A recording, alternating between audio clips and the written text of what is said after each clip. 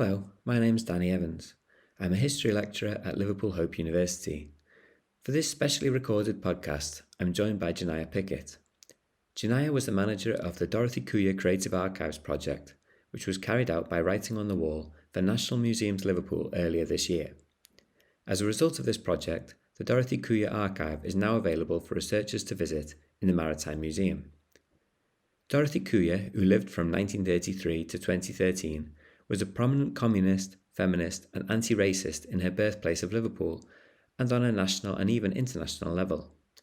In a superb new podcast series, Janaya investigates Dorothy's life story and in so doing brings new insights and voices to our understanding both of this remarkable individual and of the recent history of Liverpool and Britain. In this conversation, we discuss Janaya's experiences researching and recording Dorothy's life. We talk about the insights brought to the podcast by its blend of oral history, archival research, and interviews with historians. We also consider some of the more challenging aspects of recounting Dorothy Kuya's life and work. I hope you enjoy listening to this conversation, and if you do not already know about Dorothy Kuya, I hope it inspires you to check out the Dorothy Kuya Archive and the Dorothy Kuya Archive Podcast. Okay, so thanks so much, Janaya, for joining us this evening.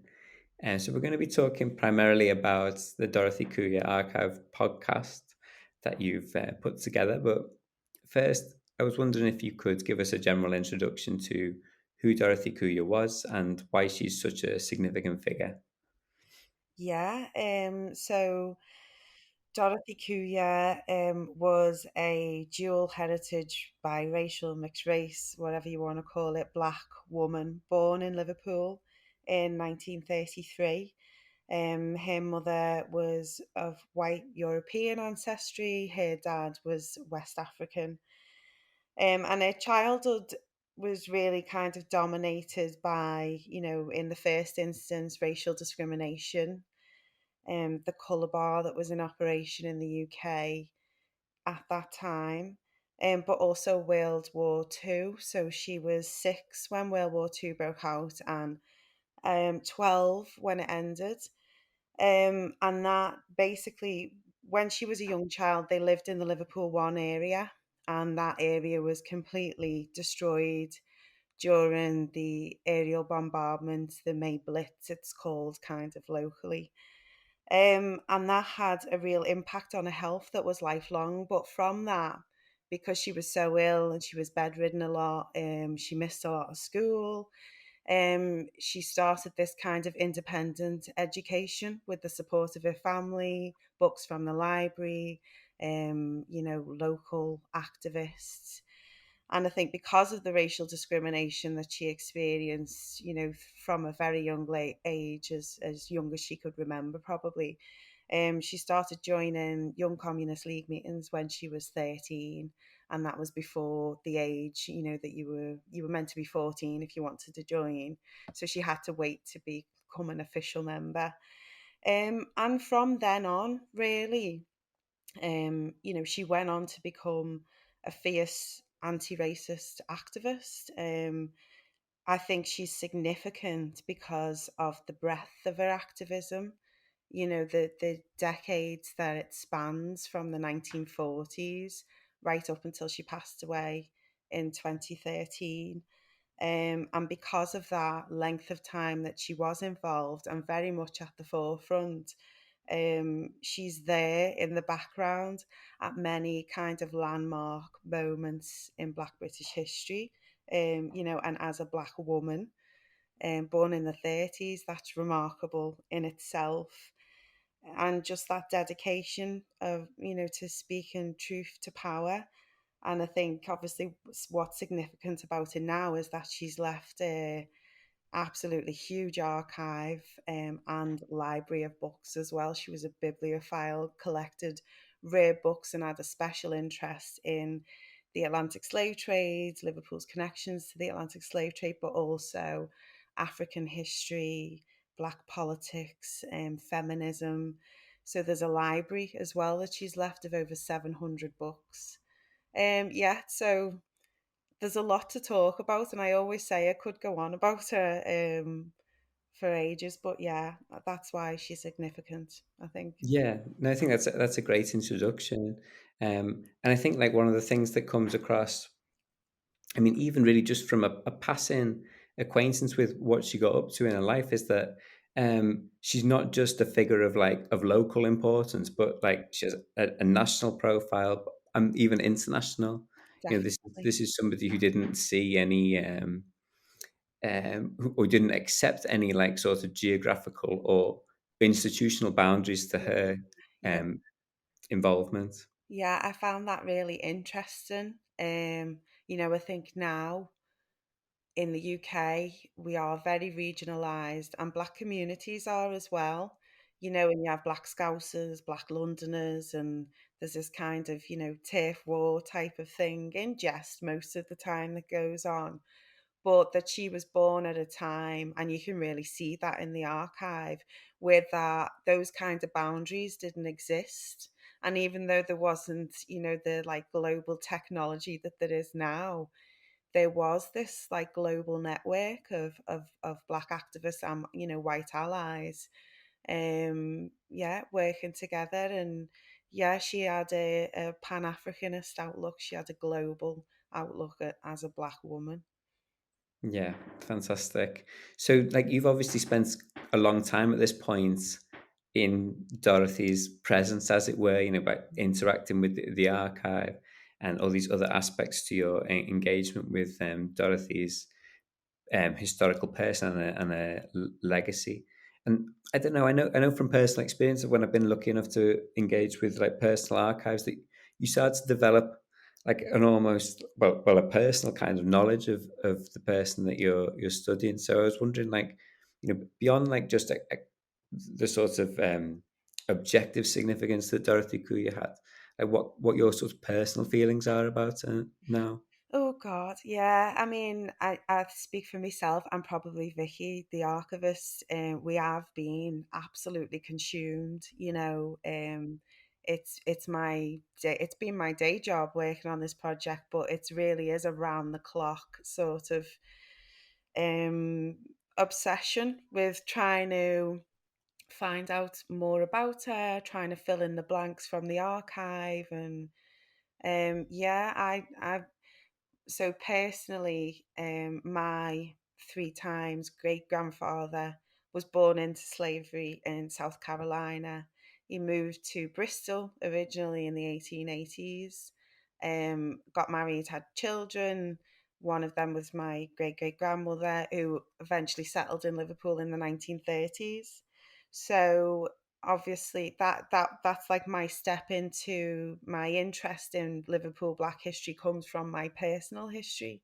So going through the archive, and the diaries, and seeing people's, family names that I recognise that are still around in Liverpool today. Um yeah, it was almost like time traveling in a sense.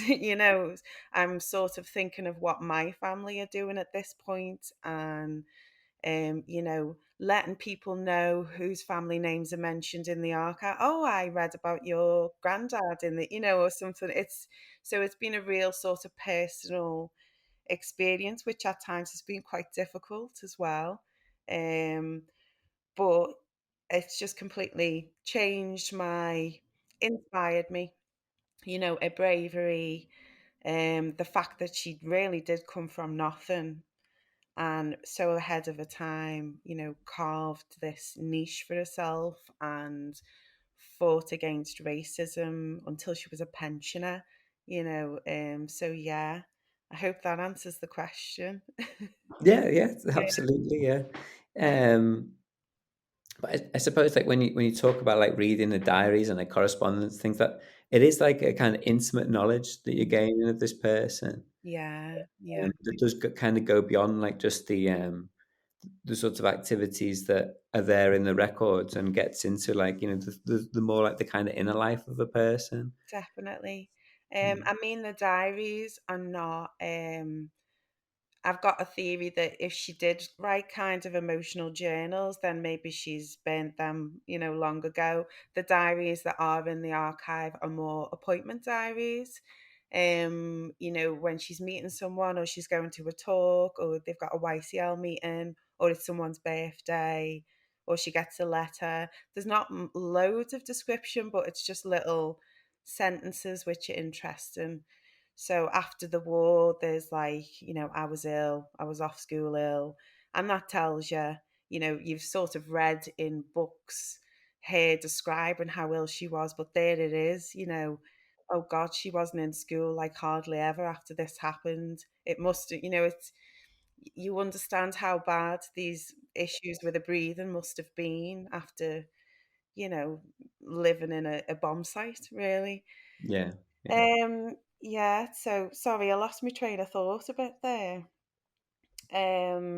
Yeah, so it is. It's very intimate, and even down to we actually found like an eyelash in one of the diaries when we were looking through it. And we were like that, oh my God, it's getting a bit too real now. It's all a bit too close to home. But yeah, Did you make a wish? no, I didn't touch it because I'm quite superstitious, so I thought I don't want to mess with that, Leave it where it is. It's part of the archive. Um, but yeah, yes, it is. It's been like a pleasure and an honor. It really is. So you've got like this, like you say, like a vast archive, that's telling um, the story of a life that's in a way like larger than life. And then you've got this particular project, the Dorothy Kuya Archive Podcast. So the question is, how do you like start to condense this material? How do you start to tell a story? What you choose to put in, what you choose to leave out. So did you have like a particular idea when you started, like this is how I want the podcast to be, or is it something that sort of developed organically or changed over time? Well, I think the podcast existing at all is really down to writing on the wall. So I've worked with them on and off for about 10 years, and they have a kind of approach to what they call creative heritage. They've done a few projects in the past where they work with archives, work with an archivist, volunteers from the community or students often to catalogue it and like creatively respond. So we've done all sorts, theatre, writing, whatever that may be. So they hired Vicky and myself, and the kind of requirements were already set out. The brief was already set out. So we were to deliver workshops with community participants, and that usually involves developing like an educational course for the start of that to inform participants about the subject.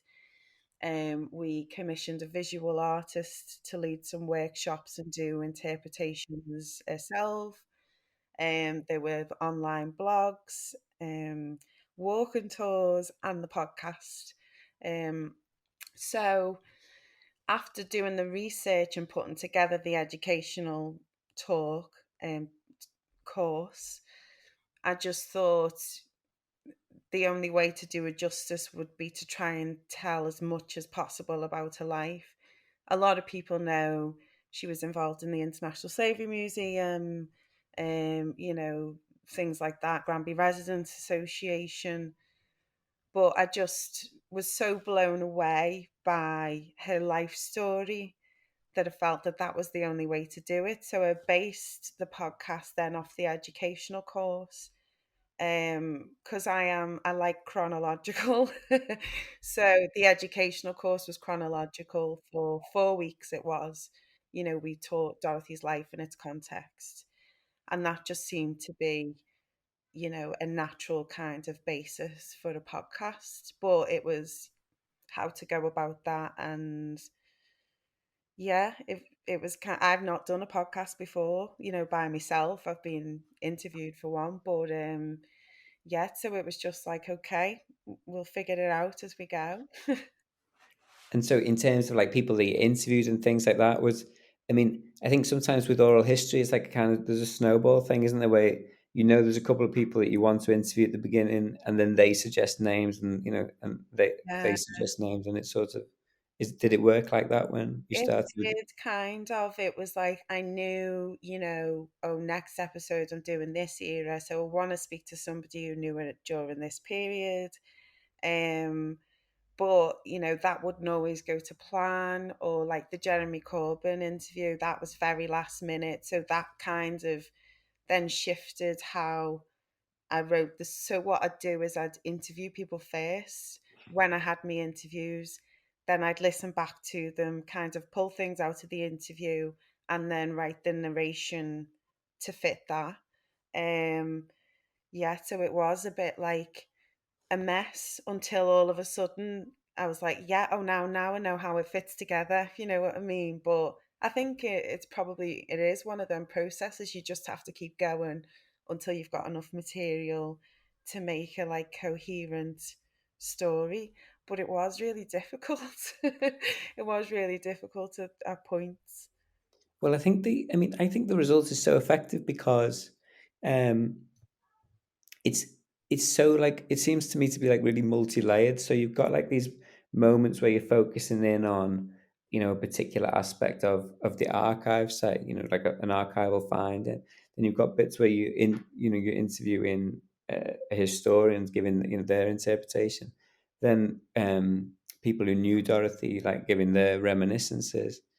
I just think like all of those different aspects have their own kind of tone and their own kind of rhythm, and it just means that like I think it just makes for a really interesting listen because you've got like these changes of register as you're going on, and so it's not at all like one note or dry. Like I just think it really works as a kind of in terms of like maintaining attention and keeping things interesting Oh, and stuff good. like Well, that. that's really good to hear, because as I said, like I hadn't done it before. Um, I do listen to podcasts, so I kind of knew, how one should go and what kind of elements make one interesting, like music, splitting it up so it's not too, which was difficult with the interviews sometimes, kind of trying to condense things so it's not too boring or goes on too long. Yeah, so I'm glad to hear that, that it was effective. Well, yeah, I mean, definitely in my opinion, anyway. Yeah. Yeah. So, I mean, from a researcher point of view, like then when you've got like this, there is like I say, a sort of change in register when you've got like the professional historians, for example, giving their interpretation. Um, there is slightly different stakes, aren't there? When like you, as a historian, you're giving your like professional take on things. Did you ever find that like there were like clashes, like say in what different people were telling you? So between say what you're finding in the archives, what people who knew Dorothy are telling you, and then what the professionals are saying. Like, was there some like sort of inconsistencies that you thought, Yeah, yeah. things got a bit knotty? Yeah, well, I think the biggest thing really was people didn't really know how involved she was with the Communist Party. Even the professional, the academics that Dorothy knew tended to think that, yeah, she got involved with that stuff when she was young after the war, but then it died out. But it didn't, and it said, the archive shows that she was an important and respected communist nationally, up until the late 80s at least. Yeah, so that was really interesting, kind of. And yeah, people, I found that interesting though. People, when you do an oral history, it's people's memories and they remember kind of what they want to remember sometimes. They forget certain things, they get dates wrong.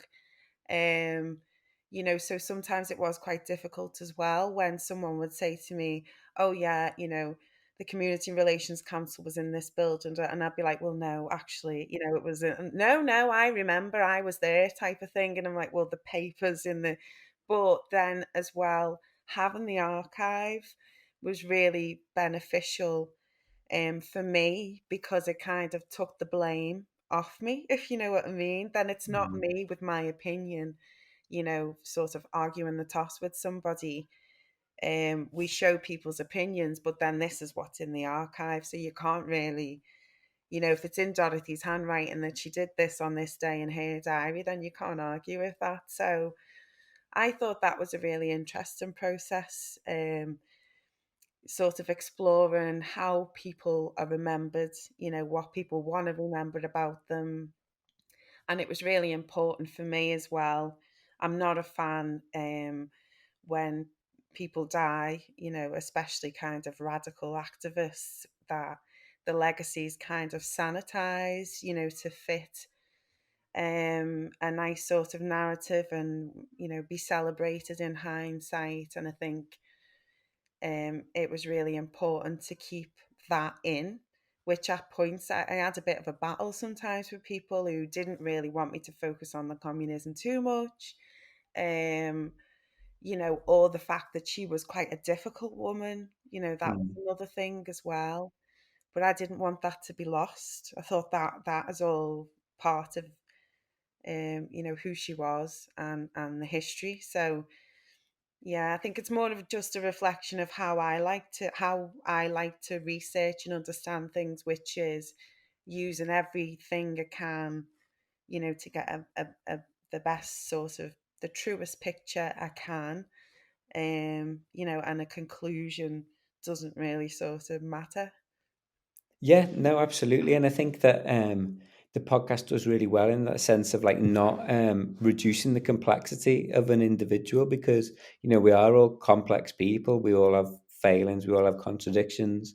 So I think, yeah, that in not smoothing that over and allowing that to speak and to have room, but not obviously undermine the achievements and the respect that comes through as well for Dorothy Kuya as a person, I think is like one of the achievements of the podcast for me. Yeah, Um, and I think that, yeah, I mean, the thing that you say about it, the way that the archive and the oral history work together, I think is really interesting as well because oral history does have this problem, doesn't it? In that human memory is fallible, and the way we remember things is according to how we are sort of narrativizing our own lives, which is not.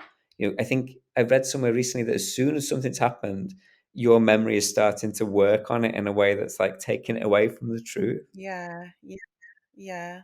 Or I suppose even as you perceive it is so individual, isn't it? That yeah, I find that interesting. But then again, I do think oral history is just as valuable, if you know what I mean, in because I think all history has that to a certain extent. It's Yeah, somebody's interpretation, and they have allegiances or beliefs or whatever. So yeah. yeah, yeah, Yeah, there's a the in like the kind of you go too far the other way and you start treating the archive as if it doesn't have like biases of its own, that it can't that, that isn't misleading, that's the truth. yeah, But people's memory is false and it's not like that, is it? But the way the podcast works is that they can complement one another. So you have like this information that's in the archive and then the way people's memory like gives it a sort of living, like sort of breathing kind of quality. yeah, Um, I yeah. don't know. I mean, I don't know if you. No, I do agree. Yeah, I think again, myself and Vicky, um, we just want to know, and try and understand as fully as possible. I think the fact that she only died 10 years ago, so it's very recent archive. Mm, There is a lot of people around in the community that knew her and feel very strongly about her because of who she is. Um, so I didn't want to do this project and ignore them because they're the people that she worked her whole life for, as well as other Black communities, in the yeah, UK. Um, so yeah, that was the first thing we were both sort of adamant on, was that we needed to speak to people because we can't present anything about Dorothy like we know her when we didn't, but there is people still around that did. So yeah, yeah, I think those conversations probably would have happened anyway, even if the podcast wasn't being made, just out of our kind of own investigation. yeah, yeah, absolutely. And yeah, I didn't want to. in any way to try to disparage the contributions of those like people who knew Dorothy personally. And I think yeah, it's a great contribution of the podcast itself to preserve those voices, because I mean, like the great thing about oral history is that like without it, you don't those memories potentially just disappear, don't they? Yeah, And yeah, that's it. No, I think no, I didn't get that you were, sort of saying anything disparaging, but I understand, I think that's what made it quite intense and difficult as well, is that um, you know, in within memories, truth isn't really the most important thing sometimes. So it is very difficult and sometimes frustrating, but at the same time, that was the experience we were having in trying to find out about Dorothy. So that needed to be part of the podcast as well, if you know what I mean. But and it's a balancing act as well. You don't want to upset people. You don't want to kind of mislead them and then take a clip out of them, and where they're not happy with what they're saying, and so there's all that as well. But they were all pleased. I think they were all really pleased with it. Yeah.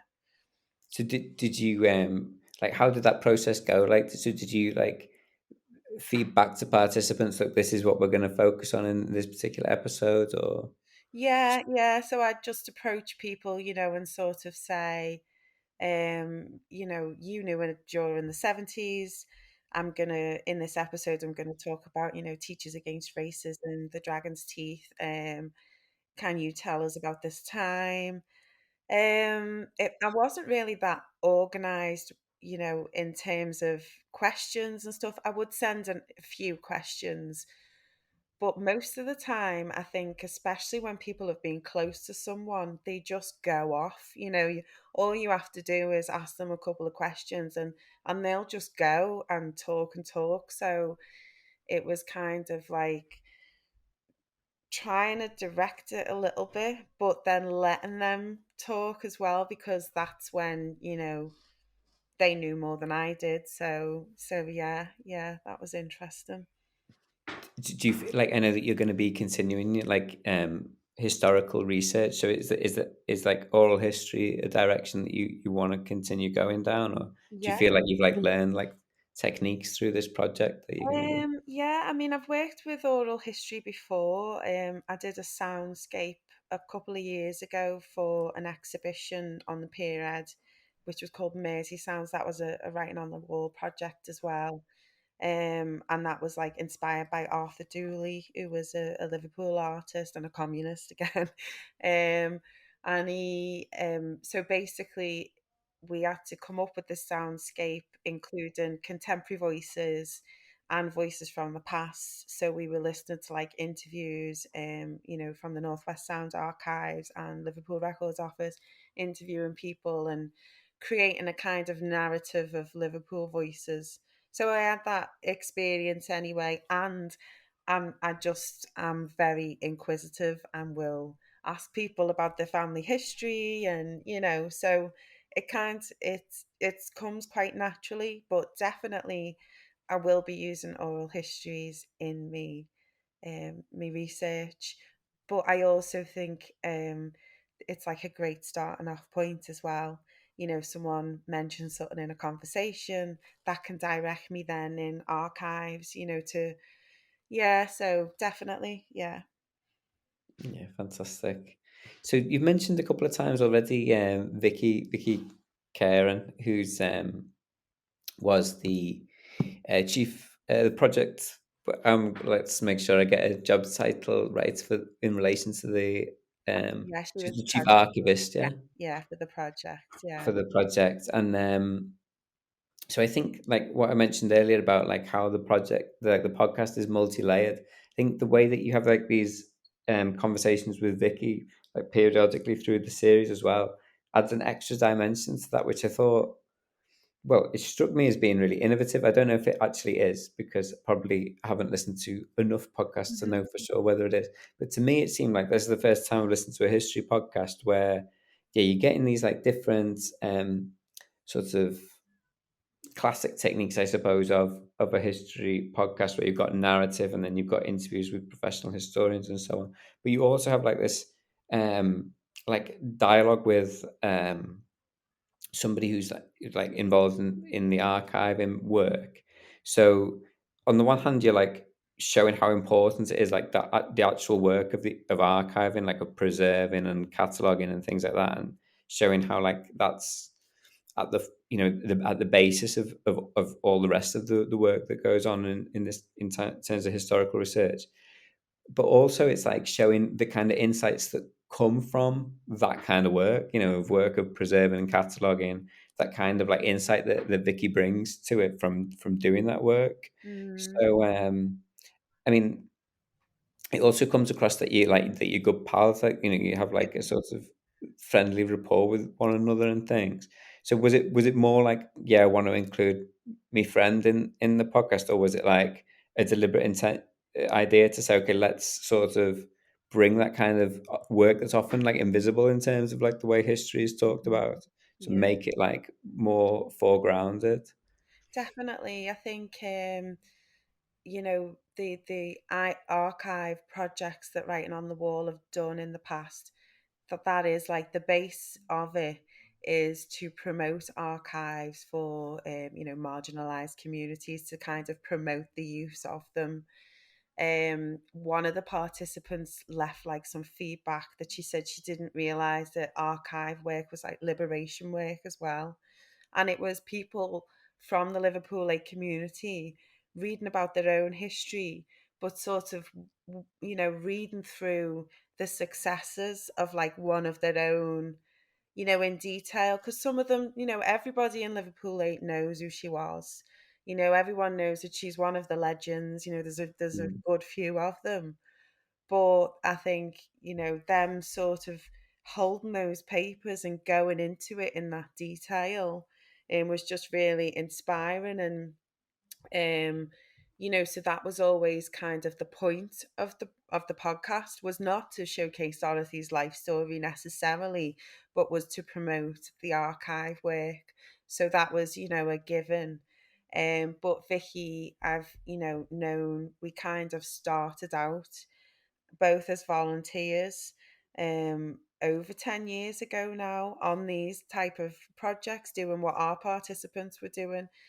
So I'd known her for a long time on that sort of volunteer circuit. um and that was just kind of like the conversations we were having in the archive when we were working. Oh, look at this, oh, this means this, and her work. So Vicky was the one who started to put together like a timeline of activities purely for cataloguing purposes. But then I took that and was like, that was the basis then of my educational course, which then became the basis of the project. So without that work, because I was the project manager involved in running the workshops and doing outreach, and I wouldn't have the time to go through the archive and come up with that and find out all that. So I think it's very much an equal partnership, if you know what I mean. Her work is, yeah, she's an archivist, but she's also researching as well. Yeah, Um, yeah. yeah, so I just thought it was really important, to have it in. And yeah, there was a bit of that. I thought we have these funny little conversations about it, like let's share them because we are friendly. But yeah, I just think, as I said before as well, having that archive to back us up kind of protected us from people's opinions or thoughts about what we were trying to portray. I think having the archive there and the facts on paper in many cases, yeah, like I said before, it kind of protected us a little bit. That is interesting that you've like said more than once about being protected. Is that because like you feel like a particular, when you're working on like somebody who, like you say, is a legend and is a legend in the local area and things, that you feel like there's additional responsibility where, yeah, on the one hand, yeah, you want to do justice to the person and things, but also you kind of have to cover yourself against like anything that you might say that would potentially Yeah, yeah. cause upset or Yeah, I don't know. You're pointing out that I've said it more than once. I'm like, oh God, I wonder if I was overly paranoid.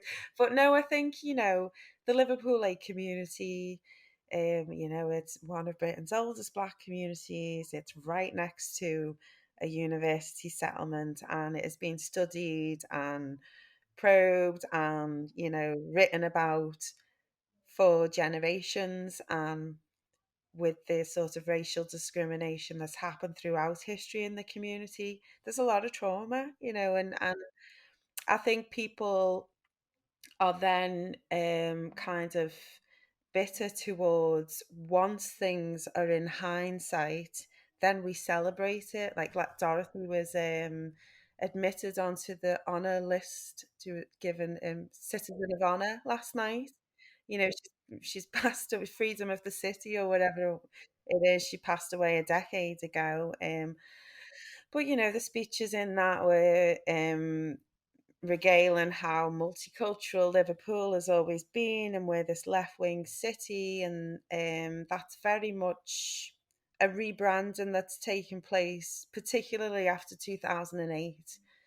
So I think when a community can see that there's so much like funding and jobs to be had in their heritage and their culture, but they're still experiencing them social problems which are a direct result of racism, then they get the backup, which I can understand. So this young person, well, I'm not, well, yeah, I am still young, I'm not 40 yet, but, someone from a younger generation coming in and, acting like she's the expert on something that I didn't live through. Yeah, I was very conscious to not, I didn't want to upset anybody. I didn't want to disrespect anybody. I was very conscious of thanking people who I'd spoken to and citing Liverpool Black historians, especially. Yeah, so and I think that should be part of it. There should be that, um, you know, kind of moral approach to how you interact with people from communities. Does that yeah. make sense? No, absolutely. No, I thought that was beautifully put, and like for students listening, like a really clear example of an ethical approach to historical research. So, thanks very much for sharing it with us. Um, So we're planning a trip to the archive next month with a group of students. So I was wondering, as somebody who knows the archive so intimately, is there anything in particular from the archives that you'd say, okay, that's a kind of must see, in terms of getting acquainted with Dorothy Kuya as Yeah. as a person? I thought that was the hardest question that you sent me, because it is so vast, and it's all under the umbrella of anti-racism, but there's education in there, feminism, black housing, um, so I think it really depends on what kind of area you're looking at. But I mean, off the top of my head, I would say ask if you could see a selection of the books, because they are fascinating. There's some really rare books, but then that kind of the books and publications, actually, because there's a lot of copies of things like Race Today, feminist magazines like Spare Rib. So I think a little selection of the books and magazines would be interesting to kind of get an insight into what she was interested in. And obviously you can't get them all out. They wouldn't all fit. But then also I'd say the 1970s stuff. So like the Dragon's Teeth Project, the Community Relations Council, when she was really interested and doing research around racism in children's books, which became like a real national campaign and was kind of another kind of step up for her in terms of her career, I think. And during the 70s, she was also involved in the campaign against the gollywog on Robertson's jam. She was kind of one of the people that came up with that. in the early 70s. And again, that's a campaign she continued on throughout. I actually found an article from 1999 she'd written to a newspaper. It had been revealed that the oldest gollywog in the UK was in Tony Blair's possession in 10 Downing Street or something like that. And it was this newspaper, thing, and Dorothy had written to the newspaper, like basically, ripping them to shreds. But it was just amazing to see that in the 90s, late 90s, that she was still harping on about that.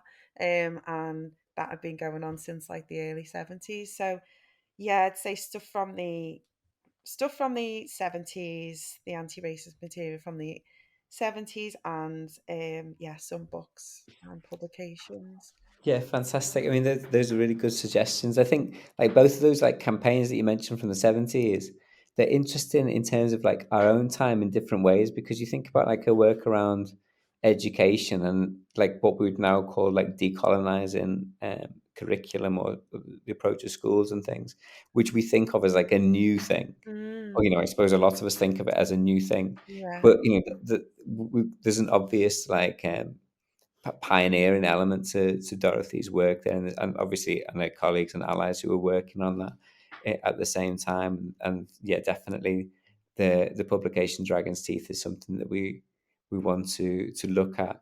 I mean, when you see that like people are making serious contributions to how education could be done differently, could have an anti-racist consciousness to it, there really is no excuse for its Mm, lingering continuation in its institutionalized yeah, forms like to yeah. this day. You wonder, like you sort of wonder, because you think, oh my God, that's like 50 years of campaigning on that one issue alone.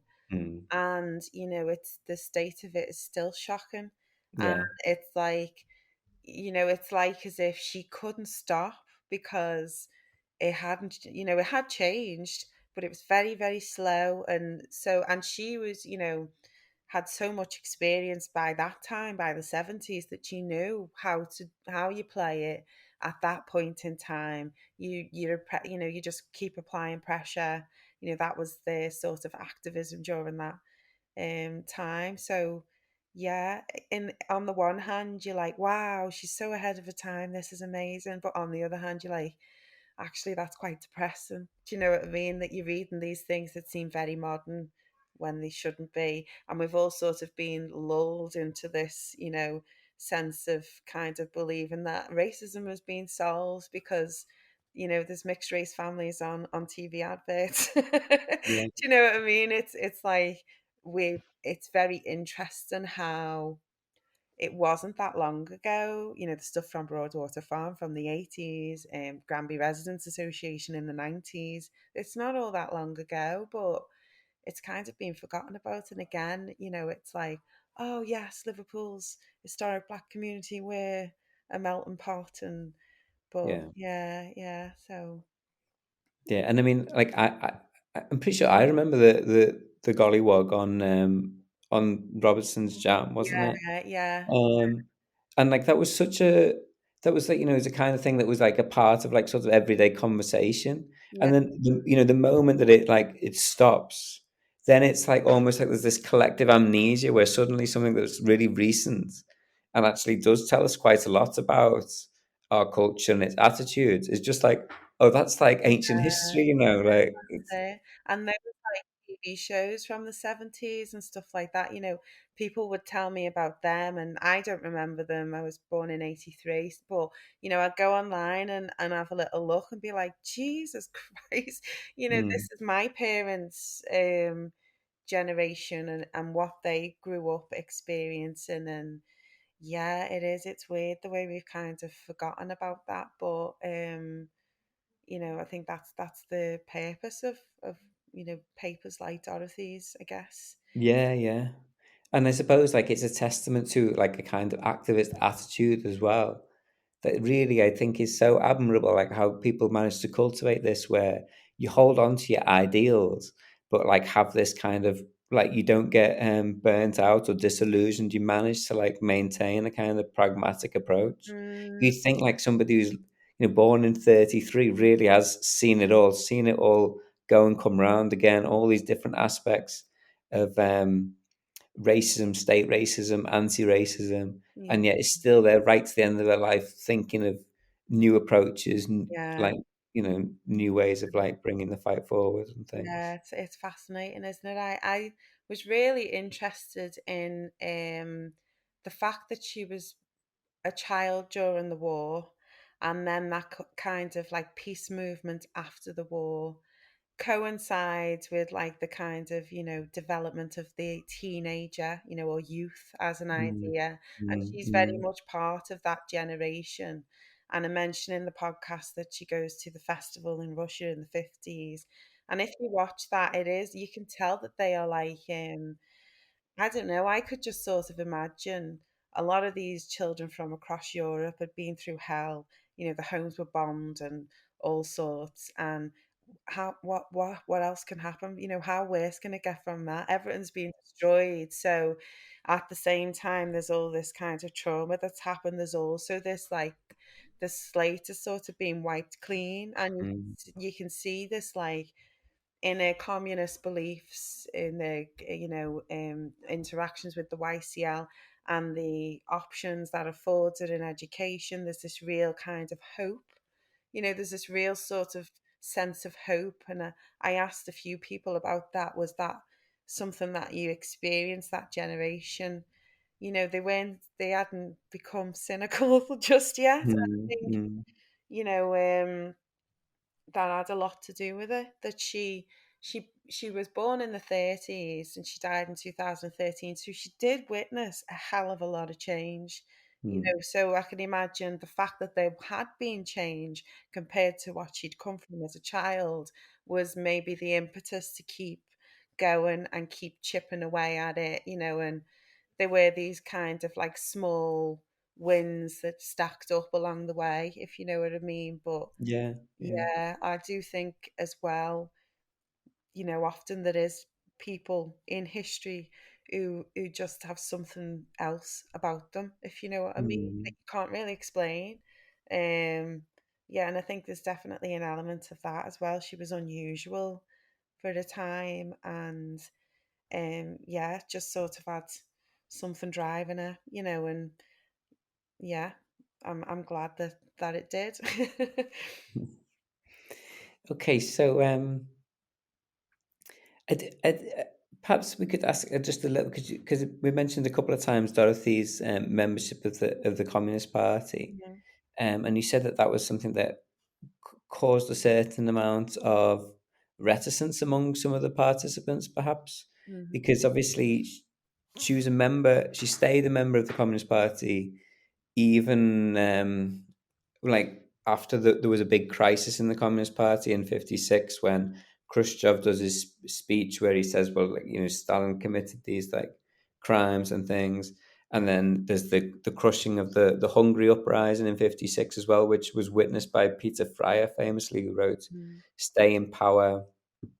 Then Fenner Brockway, who's also mentioned in the podcast, who had been involved in the League Against Imperialism in the '30s, and then was in the I've forgotten the name of the movement for mhm. colonial freedom or something. Yeah. Yeah, yeah. So another like acquaintance of Dorothy's who had been an anti-Stalinist since the '30s at the at least was like um so Dorothy was obviously aware and acquainted with people who had been communist or been close to the Communist Party, been Marxist or whatever, but had rejected communism in its like Stalinist sort of guise. She sticks with it. I was wondering, like, do you think like it's perhaps that 1957 moment when she goes to this like at a time when she's still young, like at a formative time in life, she goes to this like youth festival, and as you say, like this moment of like rebuilding hopes for peace, like an international movement of people her own age. Like she's going there at the same time that the British Communist Party is in complete crisis with people leaving left, right, and centre and things. Mm. Do you think that maybe that's those kind of like events in your life that sort of could be crossroads where you go in one direction or another? Or Yeah, yeah, definitely. I mean, I think Stephen Small says it, and David Horsley as well, that the Communist Party were the only party really kind of tackling racism, and supported anti-colonial movements. So I think there was that. I think there was also a case of a mentor. I mentioned Ludwig Hesse, the Manchester boxer Len Johnson, the New International Society. She's involved with all these organisations that are also connected with the Communist Party, and kind of her political education comes from the Communist Party, from all these communist slash Pan Africanists, you know. Mm. Um, yeah, and I think it is very much that. It's what she's brought up with.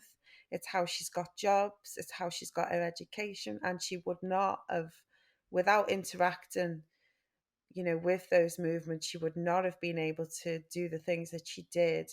And I don't know whether she would have been able to do that within any other party. But yeah, definitely. I had not thought about that before, but I can imagine that trip kind of solidified it for her. They'd sent her to Russia on holiday essentially. And oh, what might be interesting to read actually is the travel log from 1957, because she wrote about the whole trip, which is really interesting. But you can see that she is under its spell as well. When Stalin passes away, there's a little entrance in a little entry in a diary which had me howling, and it was like, oh my God, he's died. What's the world going to do without him? And it was something like just a couple of lines, like the capitalist press have their minds in the gutter, and all this. So you can tell, as a black woman who experiences racism, who is completely, anti-empire, she probably thinks this is all, what we'd call fake news to try and, unsettle the great socialist plan. Do you know what Yeah, I mean? yeah, yeah. So No, yeah, absolutely, yeah. yeah. And then I I think, mean, and I do take that point, and the point that, yeah, as you say, like Stephen Small makes in the podcast, that there is an attraction among like Pan Africanist, anti-racist activists towards the Communist Party, but especially in this period of decolonization and things. But there is also a move away from it. So you've got like people like George Padmore broke with the Communist Party. mm, C.L.R. James, was a critic of Stalin and things like this. So there were like obviously these critical voices as well, that like within Pan Africanism. mm, So but like we've said, like an individual is complex, and the yeah, kind of different yeah, like motivations that yeah. occur. I think she was, even though those kind of she was a Pan-Africanist, she's very much a British girl as well, and very much Yeah, part of the Communist Party of Great Britain. And yeah. I found that very interesting as well, that she's remembered as this important sort of Liverpool black figure. But what was also unusual for the time that she grew up in was that she was mingling very easily, Mm. with academics, with white members of the party. So although, I don't know whether it was just kind of like a family almost, if you know what I mean. Yeah, yeah, yeah. And it didn't mean that she spent, from sort of like the 60s on, she spent a lot of time criticizing the party, Mm. pushing the party. So basically, there was a group that included herself and an activist from London called Winston Pinder. As she was involved with like Billy Strachan and kind of trade union movement in London in the 60s, all black communists who had their own kind of unofficial group. They met up, and they basically, the party found out about this and asked them, would they be able to send a representative from the party? And she, wrote an essay about it. So even though she was involved, she was always quick to call them out on stuff, and I think she was trying to make the party better in her own way. But then, as Hazel Tilley says, a friend, in the 80s and 90s, when that sort of archive, there was the access to the archives about Russia, and kind of the truth about Stalin, really came out, that she was devastated, that she was like Mm. heartbroken. And you can imagine as well. I found that really sad, when she told me that. I was like, oh, yeah, you Yeah, can really imagine she'd sort of built her whole life around her involvement with the Communist Party, for better or worse. yeah. Yeah. And I mean, like, yeah, there's yeah, there's just like lots. I mean, I can understand why people maybe feel a bit reticent about it because they want to celebrate the anti-racist activity of somebody, and they don't want it to necessarily seem to be tainted in some way by association with something that they find, you know, um, Mm. like politically objectionable or what have you. But Yeah.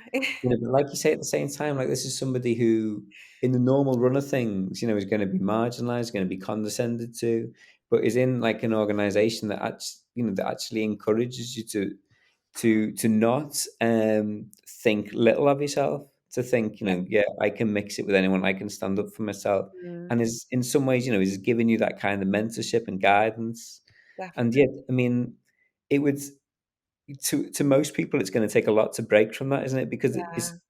it's not just about your ideology; it's about like how you've grown up, how you've been like encouraged, the loyalties you feel to people on a Yeah. personal level. Yeah.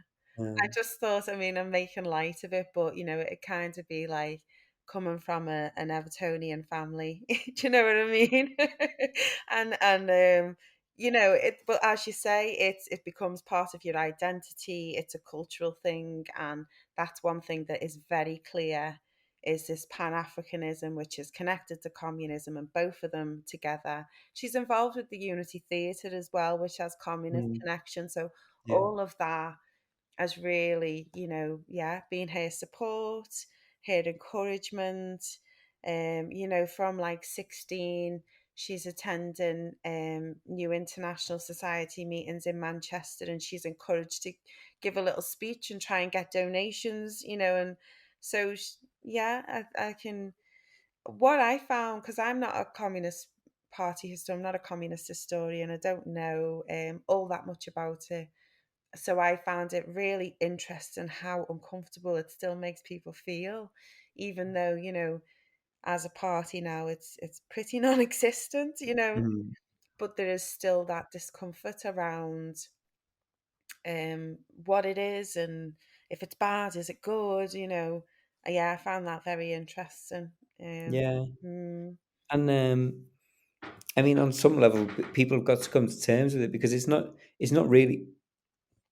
not just Dorothy Kuya, is it? If you think about like black feminism and big names in black feminism, Claudia Jones, yeah. Angela Davis, Mm, they were members of the Communist Party too, and they obviously felt that that was consistent with the other aspects of the beliefs that mm, and activism that we want to preserve and celebrate today. So, you know, the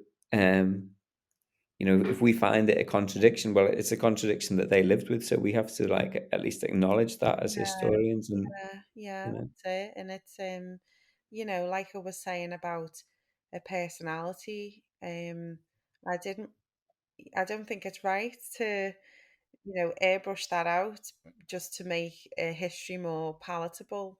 And that happens a lot with Claudia Jones and Angela Davis, all the great black feminists, blah, blah, blah. But that huge aspect of who they are and how they've become that black female feminist activist is, kind of ignored because it makes people uncomfortable. And I really don't understand why it does, especially when you're talking about a historical person, you mm, know. Yeah.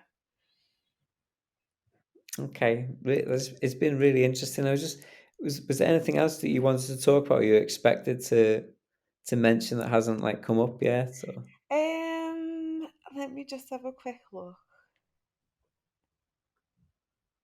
Yeah, I think I was quite like chuffed when you said in your questions that you thought the approach was quite innovative. And because I've started me MRes, I'm kind of looking at different theories to history, different approaches. And so it kind of got me thinking of why have I done it that way, and what is it about that might seem innovative.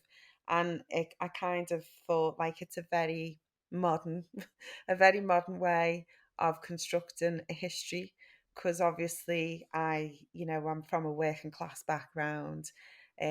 Before I did my MRes, I didn't have access to academic journals or anything, and my start in my own personal kind of historical journey began with ancestry. So it's all this kind of democratic forms of information like the internet, YouTube. We can watch old documentaries and stuff like that. Yeah, so I just thought that was interesting. That was like an interesting thought. I thought that's kind of like a modern way of mashing a history together, as opposed to sitting in a library, with a load of publications type of thing. But just that, in terms of like in our seminars, we've been talking about, a lot about where is history going to go, and I would hope that would be kind of more explored and accepted, different approaches to history like that. Because I find it interesting that although what I've done wouldn't be accepted if an academic did it or presented it, I've probably got some facts wrong somewhere, and I've not studied the right material or whatever. When we do these projects, like I've kind of lost count of the amount of academics who've come to us then for information about the project or from the back of the podcast. So yeah, I hope that it kind of inspires students, and just ordinary people to create their own, historical narratives if they see fit. And that, the sort of history field in general becomes, more kind of open to different ways of doing it. Yeah, that's a really interesting response, and to put it in the context of like where's history going, I think it makes a lot of sense. And that you say that you've come to this research through like if you like democratic sorts of processes, and then you've maintained that in like this creation of the podcast, while maintaining that like um sort of um kind of integrity as a piece of research. um I think is a testament to you and your collaborators. And Oh, thank yeah, I you. think yeah, Yeah. it's brilliant. No, it's really encouraging. Yeah, definitely, because I think it is. I don't sort of take into account the work that goes into it, because, as I said, when it is something personal, you're working 24/7 and kind of not even realizing you are, just because you're interested in what you're doing. So, um, yeah, to know that it kind of makes sense when it comes out the other end, and can be used as well, is really encouraging. So thank you. No, well, thank you. It's been really a pleasure talking to you, and I'm sure it's going to be an inspiration to our students. Oh, I hope so.